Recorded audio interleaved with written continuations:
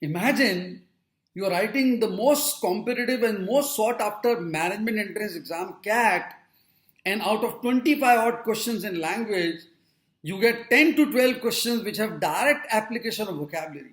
And since you ace vocabulary, you'll crack these questions out and out. And the competitive edge that you'll have is absolutely significant. And don't stop there. Then you have GDs and interviews, and then you have your management colleges, and then you have your corporate life. Your vocabulary will definitely shape up your communication skills. So today what I'm doing in this video, I'm going to introduce words which have been repeated in CAT exams in last 10 years. That means they have appeared in CAT exam more than once. How important these words are, this is what it shows. My question is, are you comfortable with these words? If you are not, then what do you do so that you can be very powerful and very well equipped with the idea of using these words? These videos will tell you as to how the journey towards vocabulary can be very easy when it comes to management entrance exam and life in general. So without wasting time, the first word is quintessential. It's an adjective. And today's newspaper only told me that this is so easy to learn this word. Cheteshwar Pujara, legendary batsman of Indian cricket, a classy batsman, he retires from all formats of cricket. And the Hindu titles, quintessential Cheteshwar Pujara retires. Now it's so easy to learn. That means perfect, exemplary, icon, ideal example, somebody who's impeccable, immaculate. This is what the word means. And these are the powerful synonyms. On the other hand, the antonymous idea could be ordinary, run of the mill, insignificant, iota, non-entity, flawed. This is how you learn a word called quintessential. The second word, which has appeared in CAT exam more than once, bourgeoisie. Bourgeoisie. Bourgeoisie is a very powerful word which people got to know when Bolsheviks took place in 1917, I believe, when the revolt took place in Russia. The bourgeoisies were those rich middle class people who did not have aesthetic sense, and proletariats made sure that they revolted against those.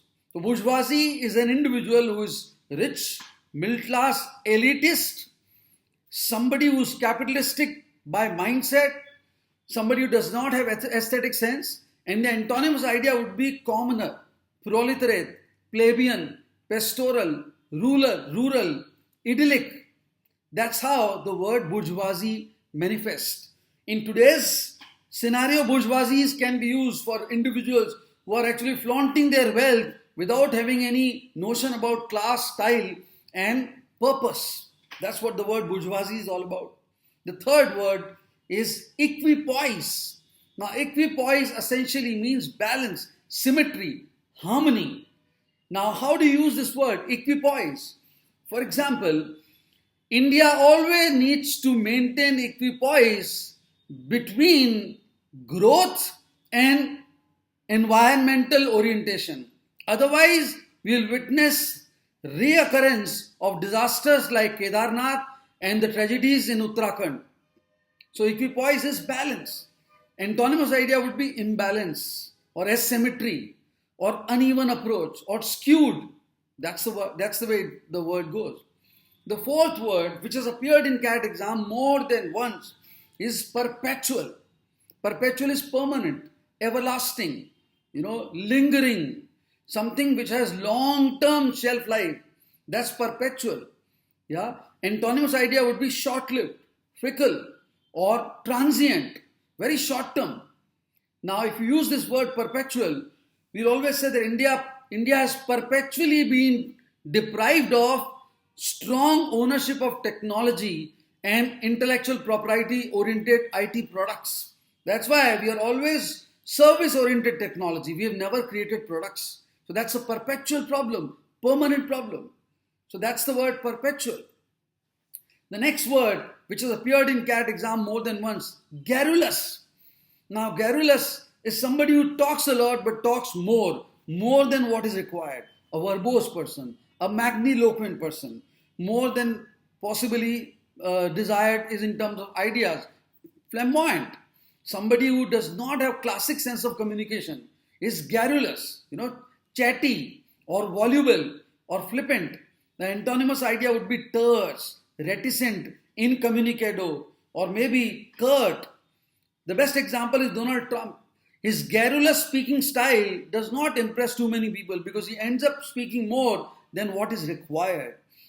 The best word, positive word, could be loquacious, which is not the direct synonym of garrulous, but it has different application. In a group discussion, if you are a loquacious speaker, you will definitely leave an impact. These are few words which have appeared in CAT more than once. There are so many words that I can actually share with you.